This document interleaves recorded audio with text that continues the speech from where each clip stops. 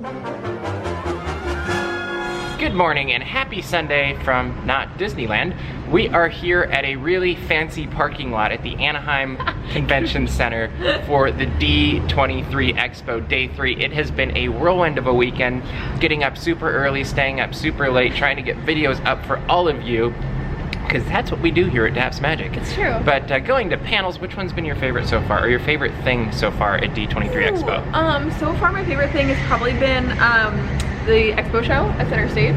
It's super open, there's not a lot of rush to wait in lines or anything. It's a really great opportunity, that was a motorcycle, to get up and close with some really cool voices like Bill Rogers, voice of Disneyland, Bret Iwan, voice of Mickey Mouse, and Ashley Eckstein, the voice of Ahsoka Tano, and Camille Dixon, the voice of Disney California Adventure Park. Yeah, super cool. They're right there. They interact with the audience. And it's been a lot of fun. Bring up lots of people you're probably familiar with, like Jessica McDonald, the Healthy Mouse, Disney Examiner. They brought up a lot of people that are in the community and are part of it. And we've posted those videos. Yeah. So it's been a lot of fun. But today it's all about Disney parks and experiences, resorts, all that stuff, whatever they call that now.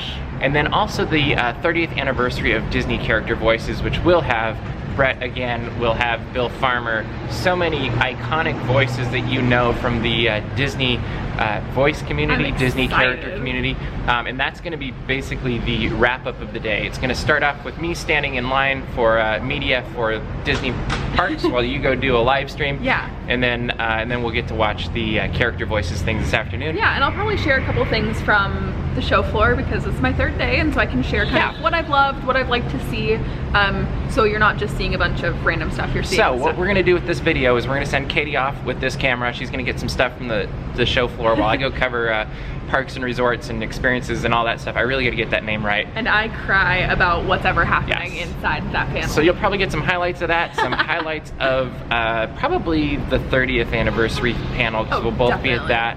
And then we're gonna wrap it up with a panel of us talking about, I don't know exactly who from the Daps Magic team, but a few of us will be talking about our weekend here at D23 Expo, the highlights, what we thought were the things that are really gonna last moving forward, what we were impressed with from the show floor, aka the Epcot. It's not really the Epcot Pavilion, but it sure feels like it. Hopefully we have announcements about that today. We will, because there are two posters that say looking they're forward to announcing it today. But we have parked here now for 3 days, same exact spot, so we don't lose the car. And we are gonna go in, get through security, and make it a fantastic day, and we hope you follow along. Hi, Mr. Daps, and we've just finished a full weekend at the D23 Expo. As you know from our video this morning, we are going to do a recap tonight. So we are here at Disney California Adventure in a very empty seating area at Smoke Jumper's Grill to do a brief recap of the weekend's events. Let's start with Friday, guys. That was so long ago. Friday does seem very long ago, but it was only 2 days ago. Wow. 2 days and like 6 hours of sleep, you know? So what was your highlight from opening day? I mean, for me, probably Disney Legends ranks up there pretty high, but talk about the day. What were some of the top points for you from Friday? Mine was going on stage at Center Stage. Why were you on stage? I got pulled on stage for the Tsum Tsum Festival on Nintendo Switch.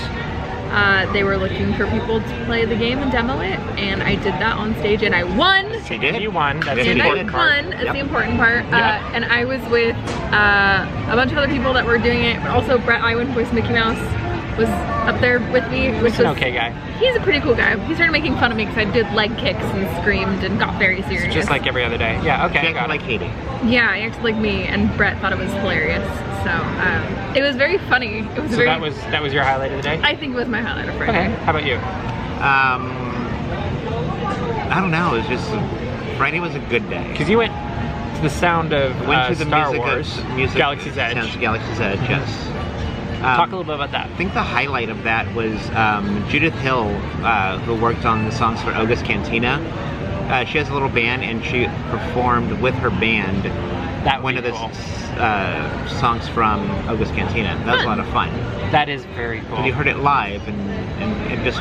Nobody gets that. Nobody gets that. That's very cool. And I haven't stepped foot into Oga's Cantina. Neither have we.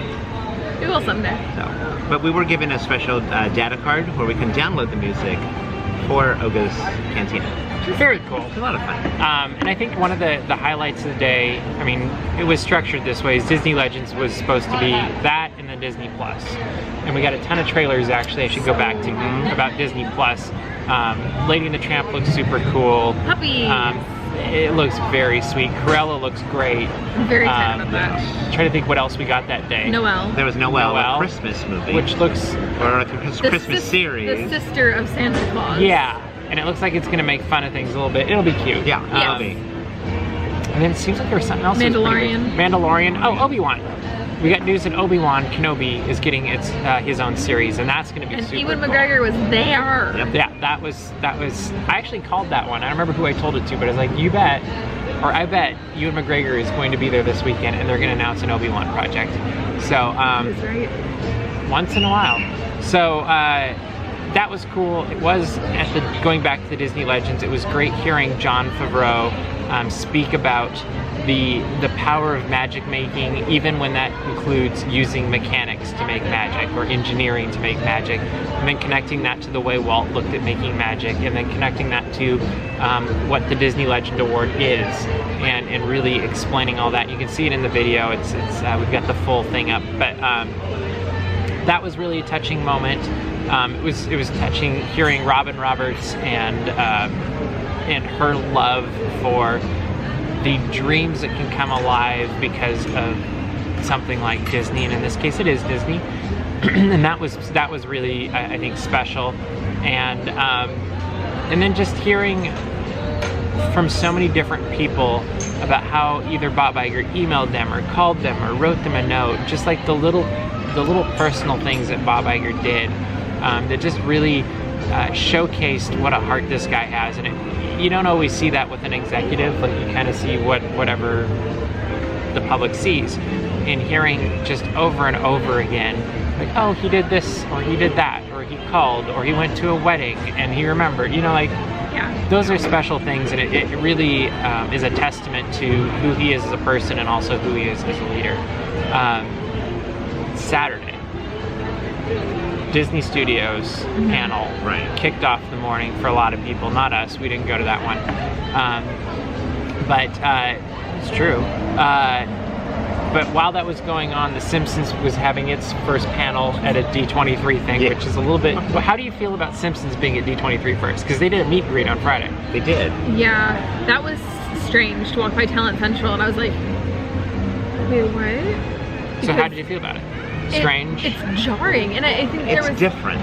There was a point, it might have been Friday, but we were drinking coffee at a table, and all of a sudden out of nowhere, because there's ambient music playing, we heard the Simpsons theme song. We both looked at each other and we went, that's weird. That feels weird. And it's not bad. No, it's not bad. It's just different. It feels so out of place because you don't expect to hear it in the loop with Be Prepared and Phineas and Ferb. You don't expect a Simpsons theme song. Well, it spent 30 years jabbing at exactly what Disney is, so it's kind of a weird thing to hear that irreverence. They still do. Right. Which I think is interesting. Yeah, so, and they did during their panel, too. Yeah, exactly. And that's what you'd expect. If they didn't, you'd be worried about what they're going to do with that brand. But going back, let's look at the movies. Star Wars: The Rise of Skywalker. We get a new poster. We get a trailer that's coming, and we can't wait to see it. And with that trailer, we now know. Spoiler alert: Rey is going to be playing. Let me fix this a little bit. Hopefully, focus on us. Maybe. I was gonna go 3D there we go. and just like put my 3D. Rey, basically, it sounds like she used a lightsaber, much like Darth Maul. Yes, a double-bladed red lightsaber. And Daisy Ridley made some comments that are ominous, but could be misleading. We don't know. Yeah. And then we got the poster that shows her, Rey and Kylo Ren fighting with the Emperor looking over, which honestly is so perfect for the Emperor because he's always kind of that puppet master trying to make people fight and get his next apprentice. So that to me was super cool. Was there any, what was the highlight of the movie's panel to you guys? I think the Pixar side with Onward and then Soul. Yeah. Yeah, we have cast for Soul, Jamie Foxx and Tina Fey. Which sounds great. Yeah. And Debbie Diggs, Yeah. which I'm very excited about. I honestly, when I heard he was at the Panel. Expo, Yeah. I was like, oh, are they bringing him into Star Wars? Which Oh, would make okay. sense. Mhm. It would Yeah. be Yeah. it would make sense. Yeah, but that's not what's happening. So yeah, I think that was a good casting choice. Disney's also got a new completely. There's a lot of original stuff coming out. There is. Yeah. And what is it? Raya and the Last Dragon is Yes. coming out, and that's intriguing in itself. And I'm sure we'll dig into this more on Geeks Corner in the future. But you think of all of these movies coming out. Am I correct in thinking you've got Black Panther that's a sequel? Right. You've got Frozen 2 that's a sequel. You can kind of say Black Widow's something. It's a franchise film. I wouldn't say it's a sequel. It's a prequel. It's a prequel. Yeah. And then Star Wars, I guess. But the rest were all original, right? They were. Yeah. That's pretty good. Yeah. And I guess Jungle Cruise is It's an original. Yeah. Which it sounds like it's going to be. Story. That's what I'm looking forward to, just because I think the casting is great, the team is great, and I think it's going to have a lot of heart and a lot of humor. Well, and it's something I talked about each day of Expo. I hosted a live stream first thing in the morning, walking the panel or the show floor, and I did do a lot of talking. And at one point, someone said that they were concerned about the Jungle Cruise movie because attraction movies have notoriously not done too well. In which I argued, Pirates of the Caribbean. in which I argued Eddie Murphy's Haunted Mansion is a cult classic, and the Country Bear Jamboree film was not a collective fever dream that we all had. No, but I think that what this movie is doing differently is that it's not necessarily taking itself seriously, and they are presenting themselves. They're not like, haha, it's Jungle Cruise, so funny. They are presenting the story of skippers on a journey, but it's keeping the playfulness and the spirit of the attraction, Right. which is what you have to do with something like this. Speaking of skippers on a journey, Haunted Mansion celebrated its 50th anniversary this year. Oh, I see what you're doing. And I went to the Haunted Mansion celebrating celebrating 50 years. And 30 years. one of the things that they did there is they had 2 Jungle Cruise skippers do a Haunted Mansion tour Okay. cruise. And so they had 2 skippers go through the entire attraction doing humor deadpan. Which is Wow. that's way to do it. It was hilarious. I love it. Yes, and so everywhere they went, they were on their dead mic doing jokes badly, and it was amazing. It was really funny. But it was hosted by Imagineer Kevin Lively, who is an ex-Jungle Cruise skipper. I actually knew him back, still know him, but knew him back in the day. I knew him when he worked in Jungle Cruise and some other places around the park, and he did a fantastic job showcasing what they really did. Is they really were honorable and reverent to the people that made the Haunted Mansion great originally, and then they took it forward and honored also the people that are continuing to move that legacy, like move things forward, like bring the hat ghost back, Yeah. and come up with little effects and whatnot. So they did a fun effect thing where they showed like how some effects are done, and very basic stuff, but also very fun. And going into writing and Exitensio writing the scripts for this, and then also Pirates of the Caribbean they referenced a little bit too. But then the whole thing culminated with them doing a live performance or vocal performance of one of the original or the earlier drafts of the script for Haunted Mansion. And so they had an actress that was Sally the Tightrope Walker as kind of the narrator, and then of the story, and then they had Exitensio's granddaughter as Madame Leota, or Medium as she was known then, and then they had Uncle Deadly from the Muppets as your ghost host, Which is so fun. and it was hilarious. It was a beautiful way to remember and honor the Haunted Mansion and all of those that put it together, because it kind of had little bits from everybody. And if you know Jungle Cruise skippers, it seems like almost all of them love the Muppets, so it was absolutely perfect that they brought Jungle Cruise is a bit like the Muppets. it really is. Yeah. And maybe Everything that's goes why wrong. I love it over there so well. But but it really was a lot of fun, and it was a great panel to check out. And well, and you had Uncle Deadly. yes, We had you guys we talked had about Kermit. I kind of skipped that part. Yeah, right I was before like, that. excuse me, that's okay. Muppets. Yeah, so funny enough, right before you saw Uncle Deadly, we saw Kermit the Frog We did. open and close the panel that we were at, with some videos from other dimensions in the middle. Yeah, he went to Amphibia and he went to Big City Greens. Yeah. It's exciting. And he saw the sewer bears in Big City Greens because they failed to mention that there were sewer bears. Right.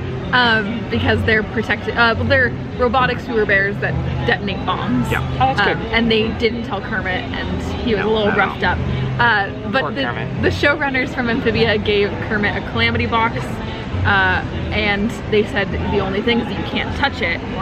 So he touched it, and he was transported off to the It dimension. happens. But it was very fun to see Kermit. So last time we saw him was at the Hollywood Bowl. So This was. my question about that panel, one, I mean, it's fun to see Kermit. But Yeah. one, did it make you want to see either of the two shows? I definitely got interested in Which ones? Both of them. Yeah. Both of them? Both Okay. of them. Mainly, Amphibia I was very interested in because the vocal That talent, one intrigues me. the vocal talent behind both of them are incredible, but especially Amphibia, they have a lot of all-stars that were knocking out of the park. They did a script read that combined both shows. And Which now I want to see a mashup after I Yeah. see both shows. Sure, it's just a matter of time. but sure.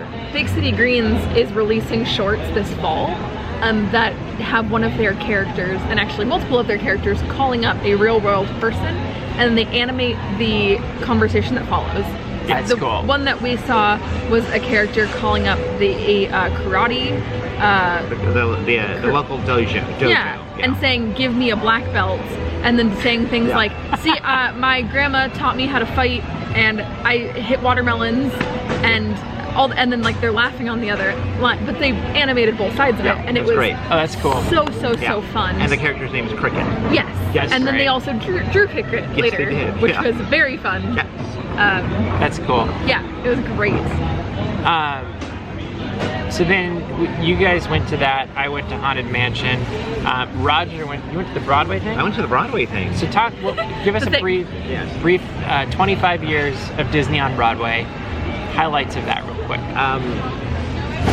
This is the 25th anniversary of Disney on Broadway, so there was a fantastic concert that was put on.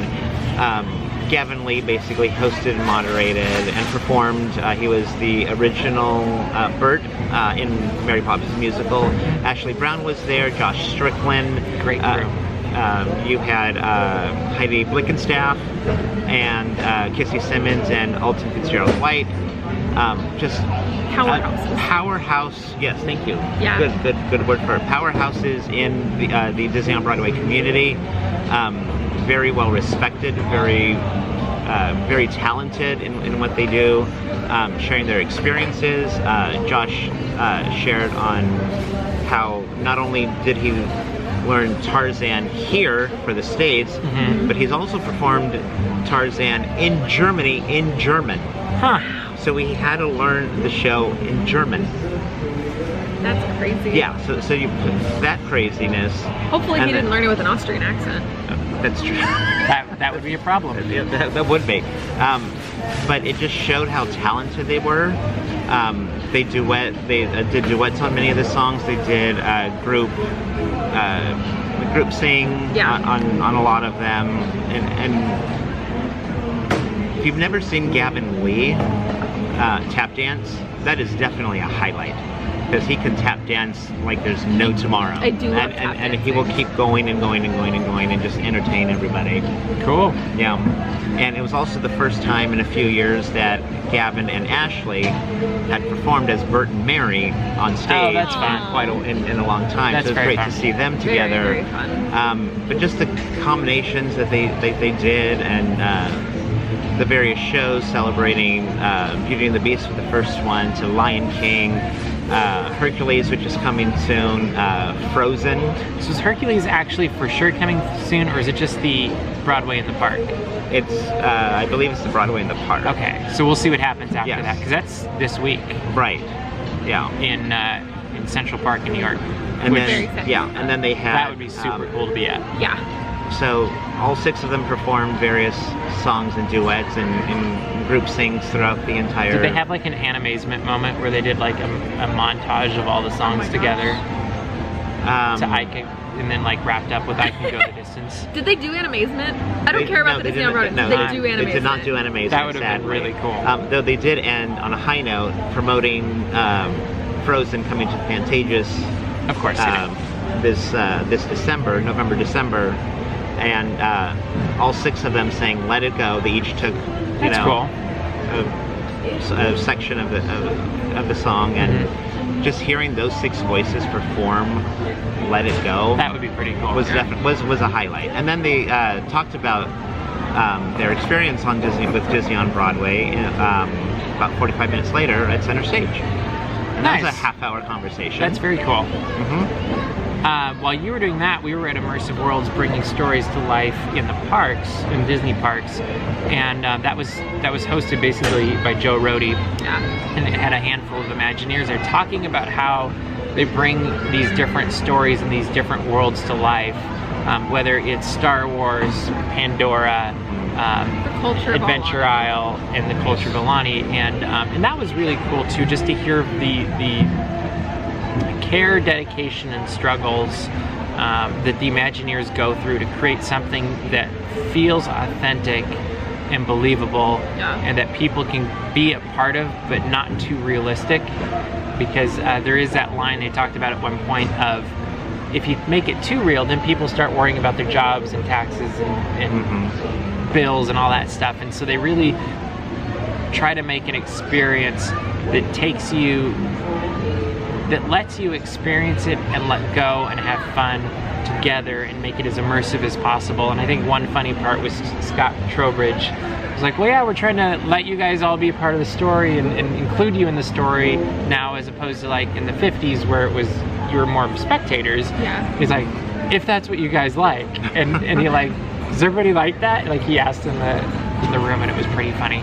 But they said something about, it's no longer about convincing you to believe. They were talking about how guests have kind of changed in the last 60 years. And they were saying that in the early days of Disneyland, it was kind of convincing people when you walk into Frontierland that you're in Frontierland. And it's now giving them reasons to build the world around them instead of trying to convince them that they're in a story. Just let them. And they were talking about like so many things that you don't think about of the way they set up a story to tell. How, like when they said, how do you know that you're in Galaxy's Edge? How do you know when you're out of Galaxy's Edge? How, and the way they designed things and how they tried to make it feel very foreign. And not let you see too far ahead. Yeah, that was cool too. Yeah, they said that everything in Galaxy's Edge is kind of closed off, so you can never really see too far in either direction, so you feel like you are a traveler on a giant planet and you don't know where you're going.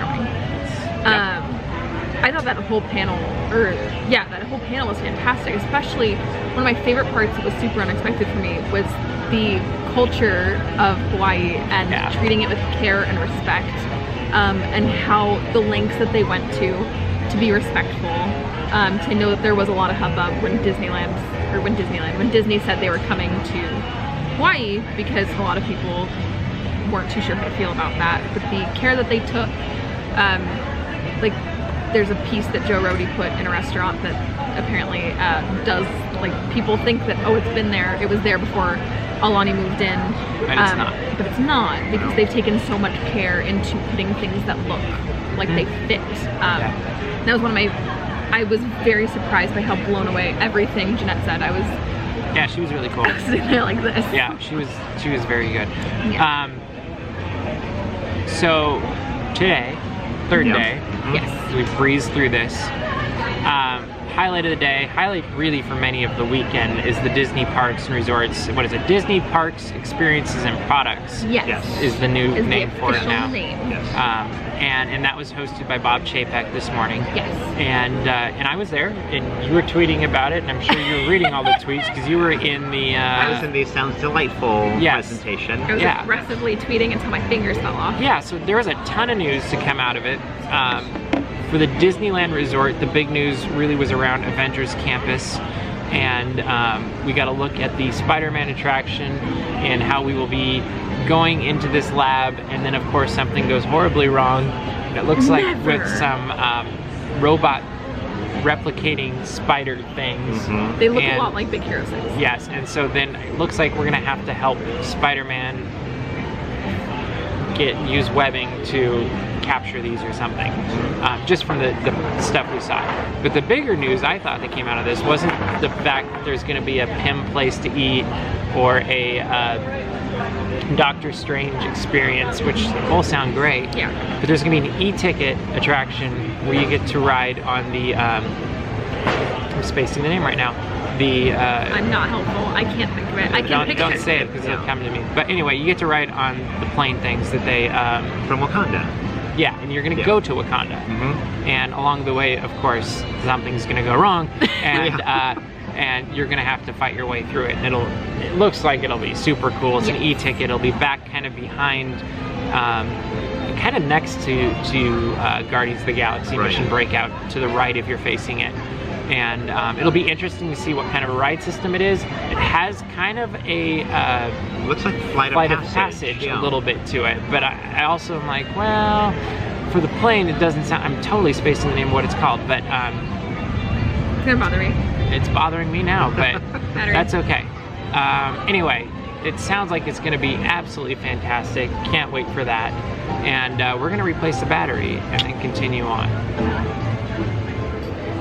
Okay, we have a new battery and we are back continuing on. Roger looked it up, it's Quinjet. I don't know why I couldn't remember that, but you'll get to ride on a Quinjet when this e-ticket attraction opens at Disney California Adventure. We also learned a little bit more very quickly about Mickey and Minnie's Runaway Railway. Yes. It is going to be in Disneyland. Yes. The entrance is going to be in the El Capitan Theater. That's cute. Capitan Theater in Toontown. And that's really all they said about it, so we'll just move along with that. They also showed a brief concept art of what it'll look like at Disney's Hollywood Studios. Talked a little bit about Galaxy's Edge. Nothing really new there, I don't think. No. They did show some footage from Rise of the Resistance. That was new. That was cool.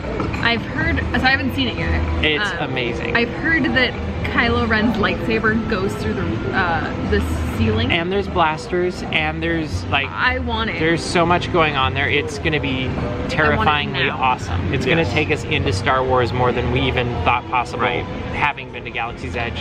That actually was one of the highlights for me, and so I'm glad you brought that up. It was super cool. I'm very curious to see the footage. That was really cool. The other really, I feel like the big story of the day, we could hit Tokyo and you know, the other places that are all getting new stuff, or Disneyland Paris and Hong Kong. But there wasn't a whole lot, a ton that was new. No. Like Hong Kong's getting Frozen Ever After, and they've got a Wandering Oaken's bobsleds, which will be cute. But Epcot's really where the conversation is at. My boo. And there's a lot of change coming to Epcot. Right. Not so much World Showcase right now, other than the nighttime show. So Epcot Spectacular, and then Harmonious. Yes, which is very sweet. And we like capital letters here at Epcot. They also released a new, or actually played live for us, the new theme song for Epcot. I can't wait to hear it. It's beautiful. It's in our video. We'll have that up hopefully tonight. And probably before this video, who knows? Probably. But absolutely gorgeous, and it feels very Epcot. Did you hear it, Roger? I heard about 30 seconds.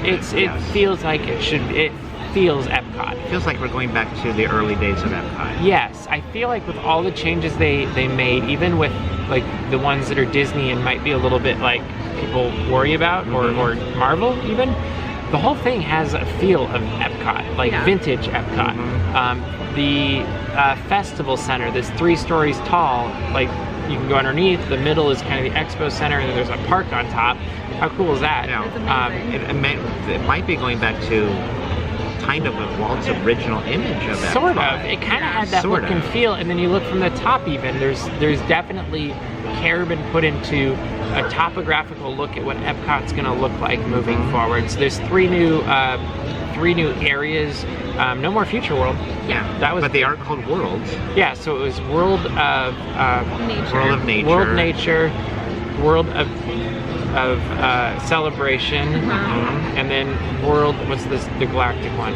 I can't think of what Spaceship Earth is. Hold please. But there is World Showcase still. And then there's World Showcase, which is the fourth one. Speaking of, while she looks this up, Discovery.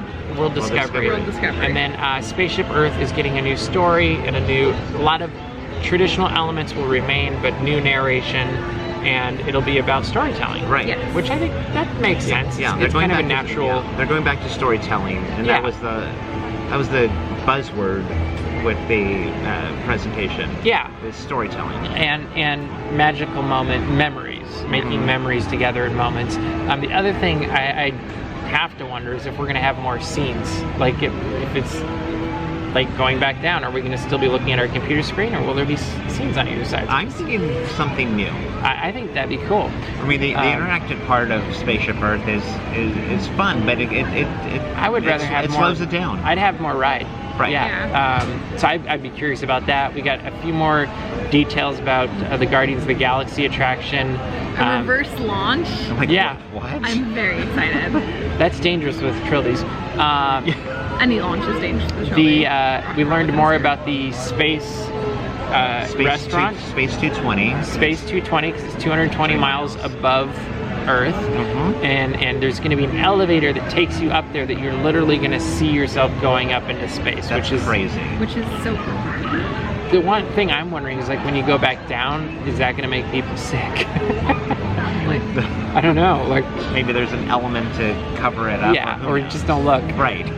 So that part's pretty cool. I think one of the best additions to Epcot is the new Walt statue in the what's that little garden called? The Dreamer's Point.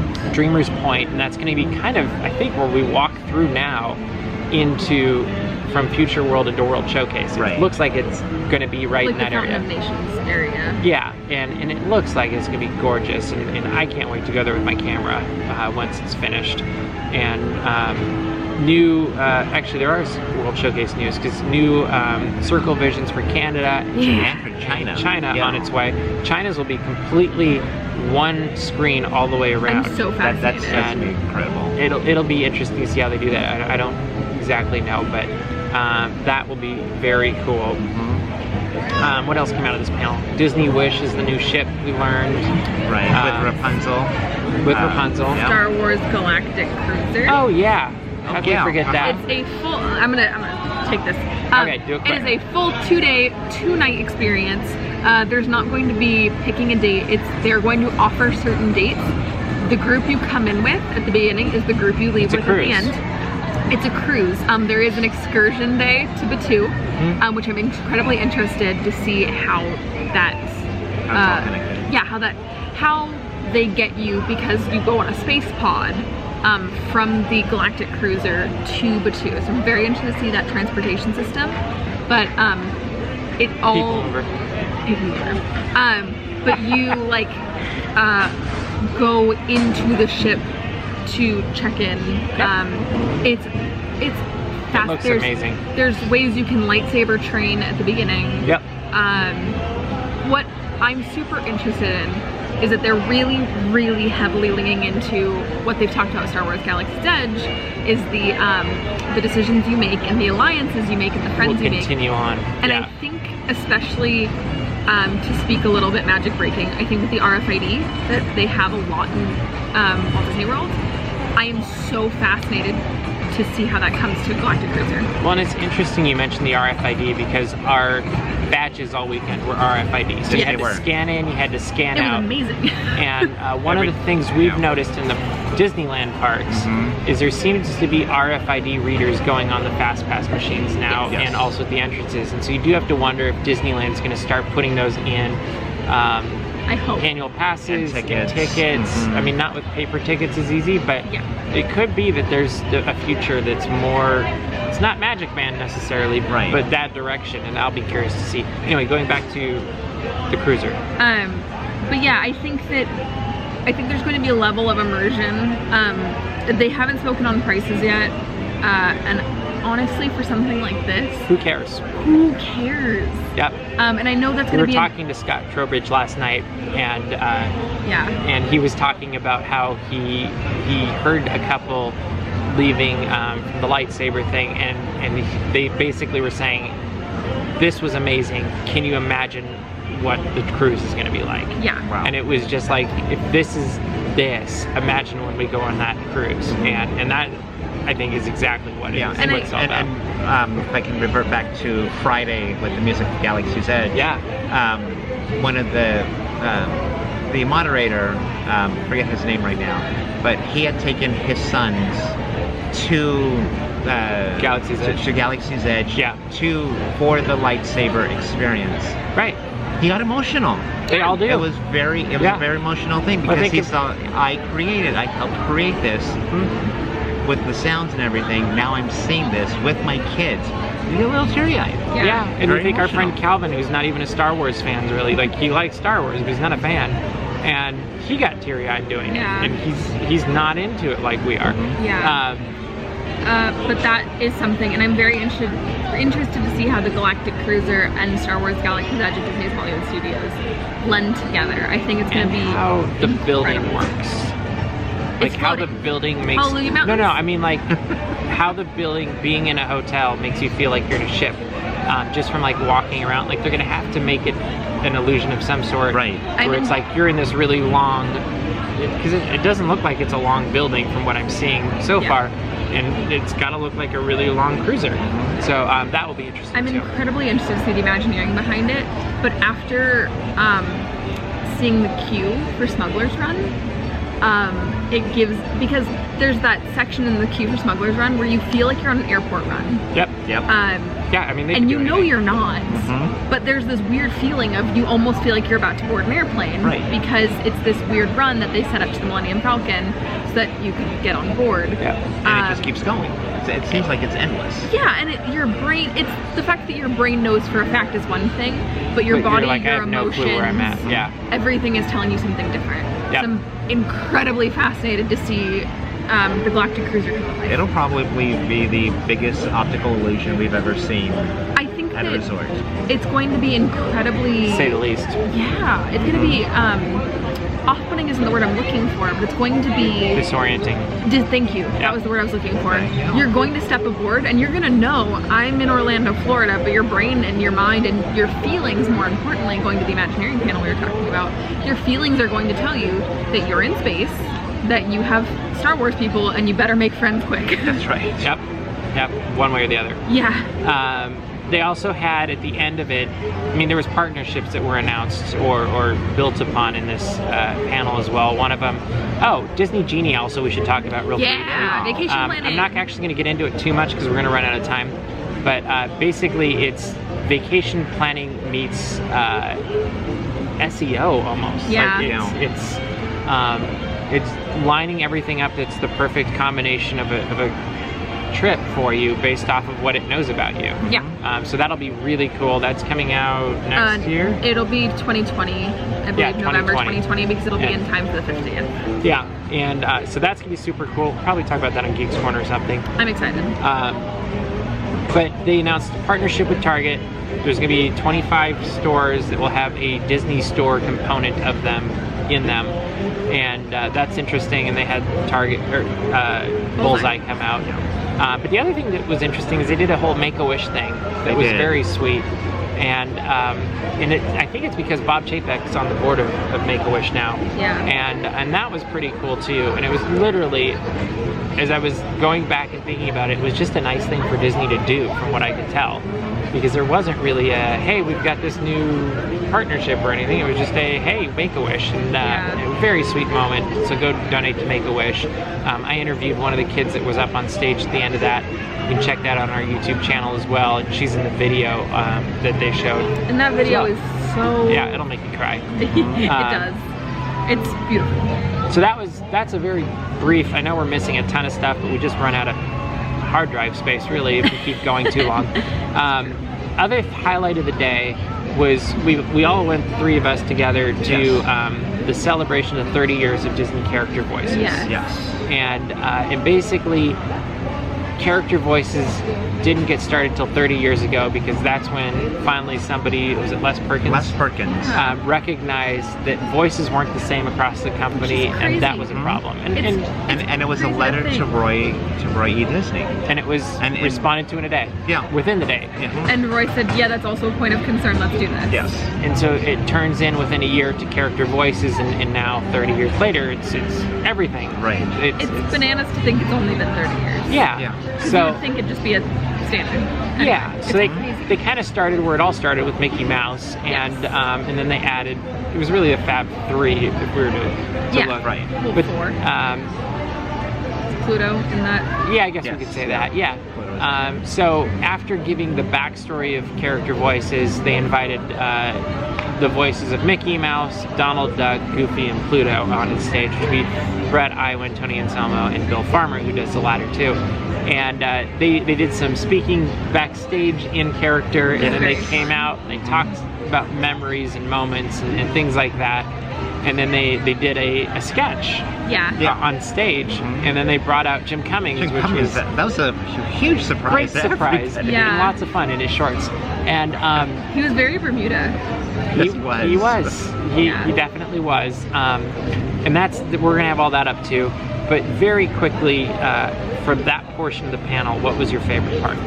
We talk about, like, I was just about disorienting with that, but it's so, and Bret Iwan has been on Geek's Corner. Bret Iwan's voice Mickey Mouse, but it's every time I see him do the voice of Mickey, it's one of those things where you're like, it's real. It's magical. Because you think with something like that there's pitching or tuning or whatever, but he does it, and you're like, Mickey is here? So you liked hearing Bret do the voice?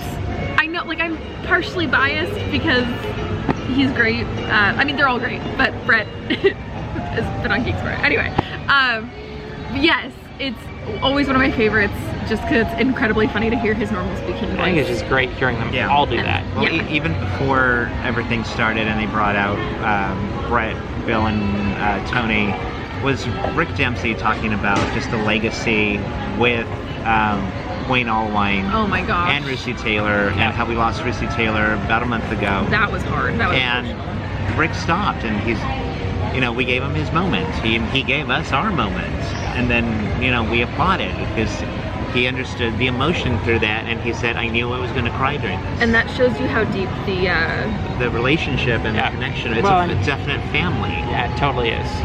And it's not a big family when you look at it. Right. I mean, there's lots of people, but it's still a pretty tight-knit family. Right. Yeah.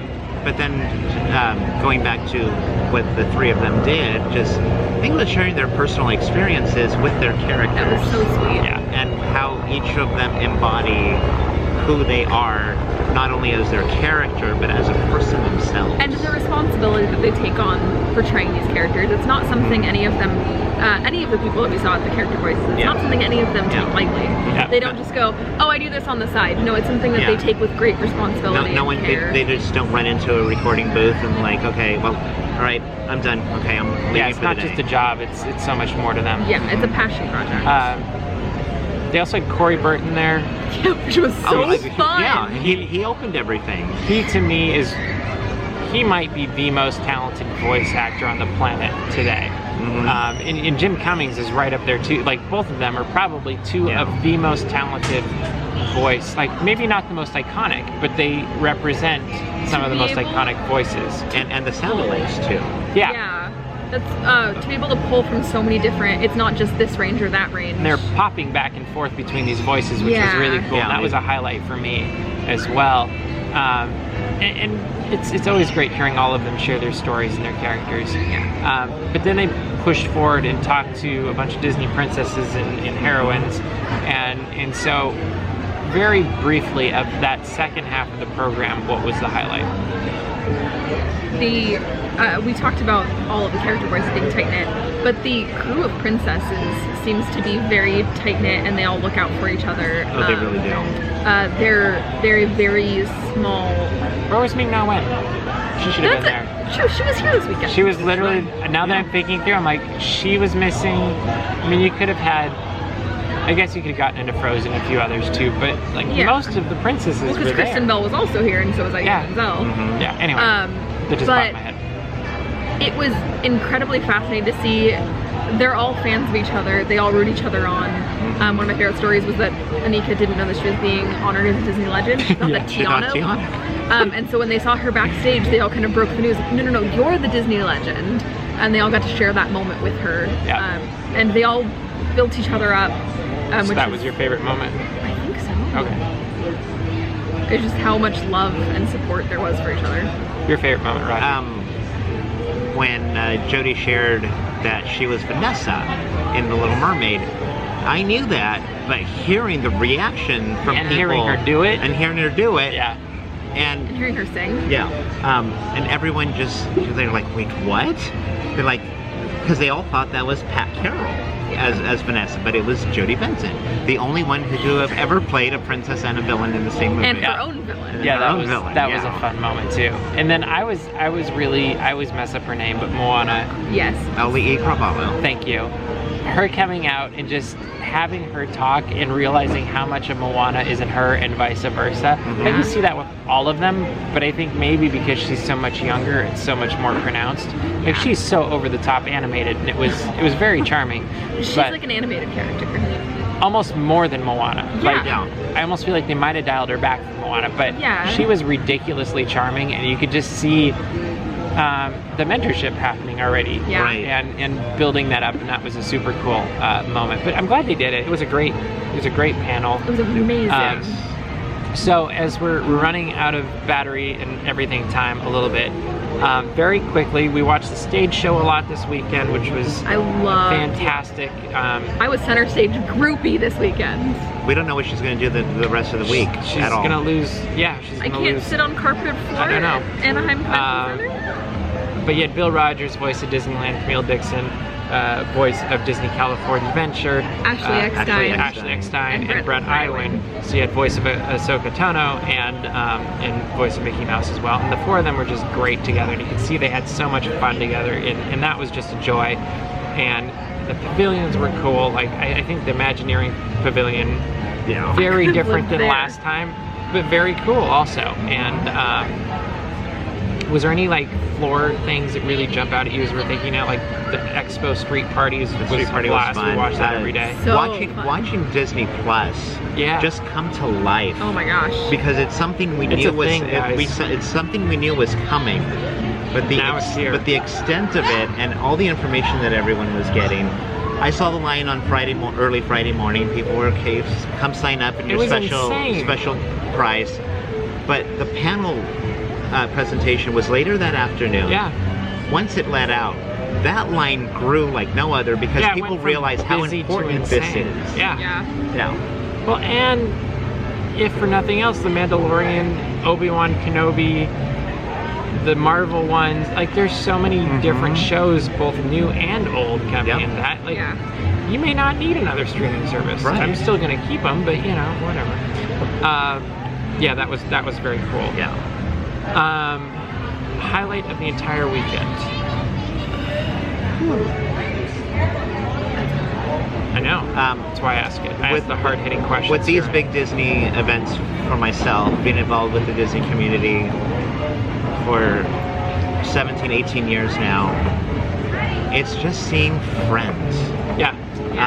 It's the big, the biggest Disney family friends reunion because you're turning one corner here, you're saying hi to someone you know, to walking 100 feet to someone else you know, or even just a simple wave as you're passing somebody by.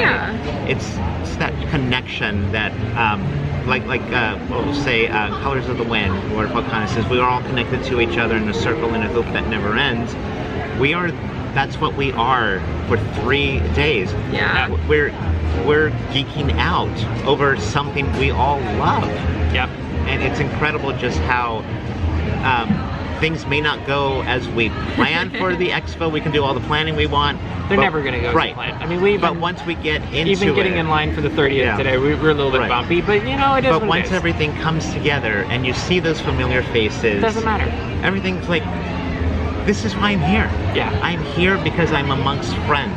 Yeah. And really, as you say that, I think that's always one of the highlights for me at any of these kinds of events, whether it's D23 or other ones, is there's pretty small group of people that do what we do. Yeah. And so I'm thinking of like one of my favorite moments today.